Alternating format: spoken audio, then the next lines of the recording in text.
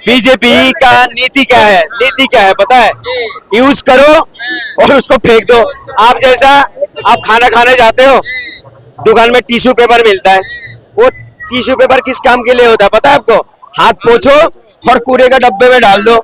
इनको बताया क्या, जो इनका तबीयत खराब है। भाई तबीयत खराब होने से क्या इस्तीफा देना पड़ता?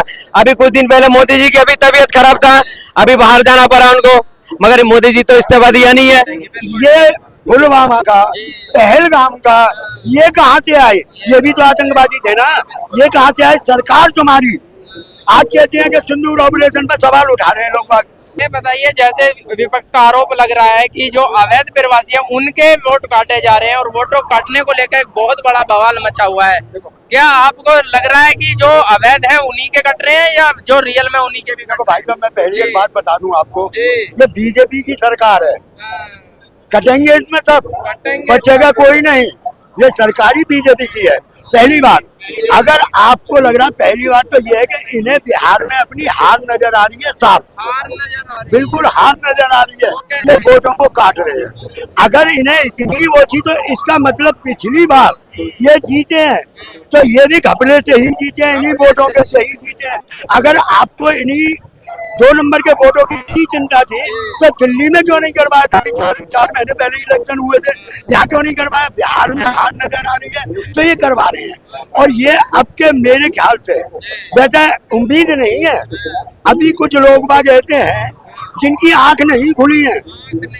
जिस दिन आंख खुल जाएंगी ना इनकी, कि हमने सन 2014 से लेकर आज तक इन 11-12 सालों में क्या पाया क्या खोया, तो ये बीजेपी तो अपने आप भाग जाएगी, किसी की जरूरत नहीं है। दूसरी बात, अभी सत्र चालू होने वाला है, मोदी जी विदेश का दौरा भी कर रहे हैं, सत्र होने वाला है।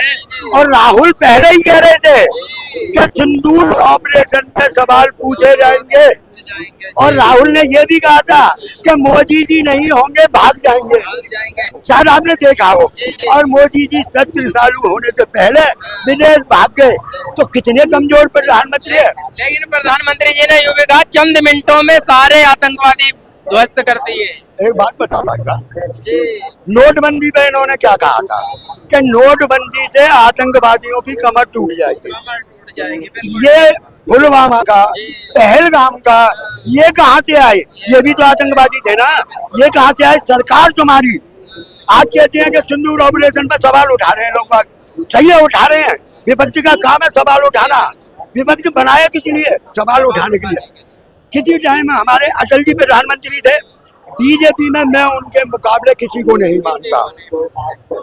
उनके टाइम में कारगिल युद्ध हुआ, किसी भी विपक्ष ने अगर कारगिल युद्ध पे अगर उंगली उठाई हो तो मुझे बताओ, किसी ने नहीं उठाई। क्योंकि अटल जी ने सर्वदलीय मीटिंग बुलाई, सत्र में उन्होंने सफाई दी, सर्वदलीय मीटिंग बुला के उन्होंने सफाई दी। जब एक प्रधानमंत्री सफाई दे रहा है तो विपक्ष का भी काम है मानना, पर यह नहीं कि एक प्रधानमंत्री 2 बार सर्वदलीय बैठक बुलाता है और सब आ जाते हैं। मोदी जी गायब है। मोदी जी विदेश, जब भी इस देश पे कोई मुसीबत आई है, जैसे पुलवामा का हमला हो, पहलगाम का हमला हो, अगर कोई बता दे मोदी जी यहाँ हो, मोदी जी विदेश में, या तो मोदी जी को इनकी सरकार को इनपुट मिल चुके थे कि ऐसा होने वाला है, इन्होंने अब जान के किया। मोदी जी का सत्ता जिस दिन जाएगा, इतने सारे नेता सब जेल में जाएगा, सब जेल में जाएगा। वो कैसे? सब जाएगा, पता नहीं क्या का बात खुद के जमीन के अंदर से खुद के निकलेगा और ये सब जेल में जाएगा। और इनकी पासपोर्ट भी जब्त करना चाहिए सबके पहले से ही। ये सब भागने वाला है, सब भाग जाएगा सब। एक तरफ उपराष्ट्रपति जगदीश सिंह धनखड़ जी का इस्तीफा एकदम अचानक आया। देखिए छोटी सी बात है, बीजेपी का नीति क्या है, नीति क्या है पता है? यूज करो और उसको फेंक दो। आप जैसा आप खाना खाने जाते हो, दुकान में टिश्यू पेपर मिलता है, वो टिश्यू पेपर किस काम के लिए होता है पता है आपको? हाथ पोछो और कूड़े का डब्बे में डाल दो। और बात सुनो, बहुत सारे नाम हो रहा था, एक इनका नेता था बहुत बड़ा, टी राजा ना, पता नहीं भैया राजा, टी राजा तेलंगाना से टी राजा थे। आप बताओ उनका हालत क्या हुआ? जो खुलेआम मंच पे गाली बकते थे, तेरी माँ की, तेरी बहन की, खुली मंच पे, और लोग मजे से सुनता था वो गाली। ठीक है, उनकी हालत देखो क्या है, इस्तीफा देना पड़ा उनको। वो अपनी धर्म के लिए कितना अच्छा काम कर रहे थे ना, बोलता था हिंदू सेना बताते थे। अब बात छोड़, वो पता क्या हुआ, उनकी हालत क्या हुआ, जैसे टिश्यू पेपर अपने हाथ पोंछा और फेंक दिया।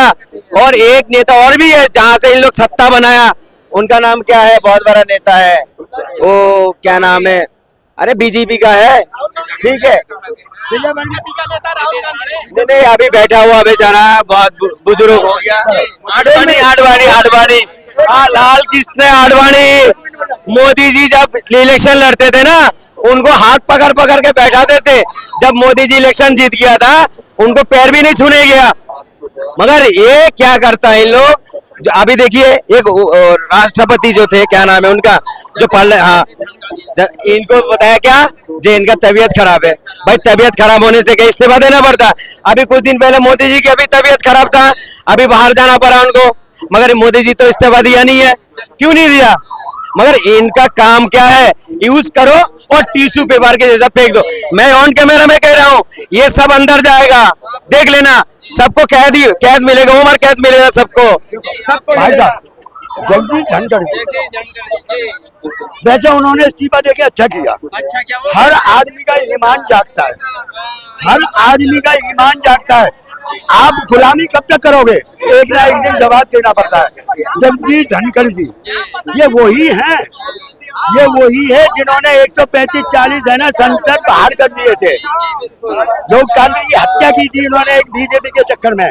और ये धनखड़ जी ना, इन्होंने एक बार कहा था कि भाई मैं किसान का बेटा होने के बावजूद किसानों के लिए कुछ नहीं कर पाया। ये बीजेपी को, मोदी जी को चुप गई। और अभी कुछ दिन पहले जो जज है ना, जिनके पास काफी पैसा जला हुआ मिला था, उनके लिए, क्योंकि राष्ट्रपति उपराष्ट्रपति इजाजत दे सकता है, उसके लिए केस के लिए इन्होंने हाँ कर दिया कि भाई उसमें केस चलाया जाए। ये बीजेपी को चुप गया, क्योंकि उसमें बहुत भेद खुलेंगे। अच्छा हुआ, ऐसे राष्ट्रपति की जरूरत नहीं है। इससे पहले राम कोविंद थे, देखा होगा कि वो 1 किलोमीटर से हाथ जोड़ के आ रहे हैं, मोदी जी ठाक के बैठे हुए हैं। यही जगदीप धनखड़ जी के साथ हो रहा था। ये हमारे देश में एक राष्ट्रपति की है ना, कितनी बेइज्जती हमारे बीजेपी के शासन में हुई है ना, इतनी कभी भी किसी के शासन में नहीं हुई। अच्छा हुआ ने उनका ईमान जागा, धीरे धीरे औरों का जागेगा, वो भी जाएंगे ऐसे इस्तीफा देगा। और एक नई बात और बता दूं, आज मैं आप गारंटी से कहता हूँ, आने वाले 1-1.5 महीने में मोदी जी लंबी छुट्टी पे जाएंगे। बीमारी का बहाना बना के ना लंबी छुट्टी पे जाना होगा। जो उपराष्ट्रपति जी का इस्तीफा अचानक आया है तबीयत खराब के, देखिए ये अचानक नहीं, इसमें भी कोई षड्यंत्र है। वो षड्यंत्र शायद मुझे लगता है जगदीप धनखड़ जी को शायद उस षड्यंत्र का वो शिकार हो गए,